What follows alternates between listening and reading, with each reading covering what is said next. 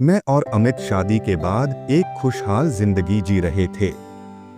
हमारी शादी को 3 साल हो चुके थे और सब कुछ सामान्य चल रहा था, जब तक कि एक दिन अमित ने मुझसे ऐसी बात नहीं कह दी जिससे मेरी दुनिया ही हिल गई।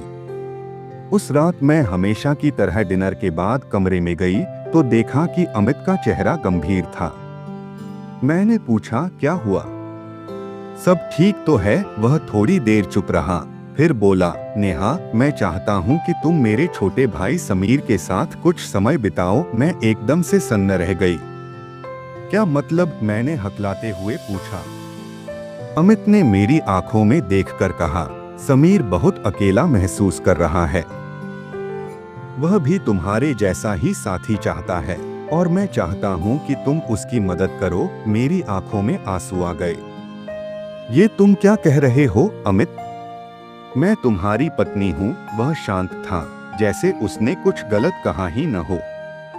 नेहा, बस मेरी बात मान लो, इसमें कोई बुराई नहीं है।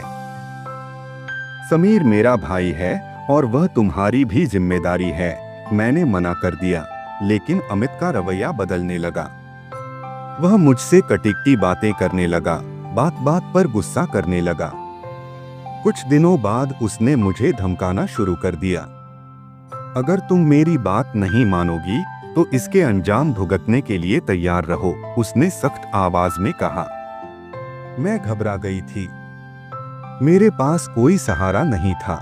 मायके जाने का सवाल ही नहीं उठता था, क्योंकि मेरे माता पिता इस तरह की बातें सुनकर मेरी ही गलती निकालते।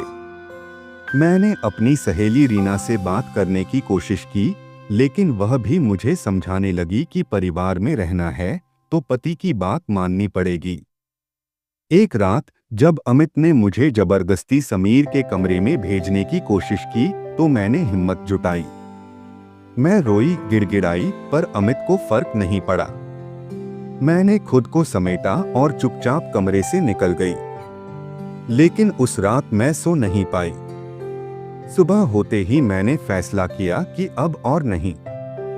मैंने चुपचाप अपने जरूरी कागजात और कुछ पैसे बैग में डाले और बिना किसी को बताए घर से निकल गई। स्टेशन पहुंचकर मैंने सबसे पहले एक एनजीओ को फोन किया, जिनके बारे में मैंने पहले सुना था।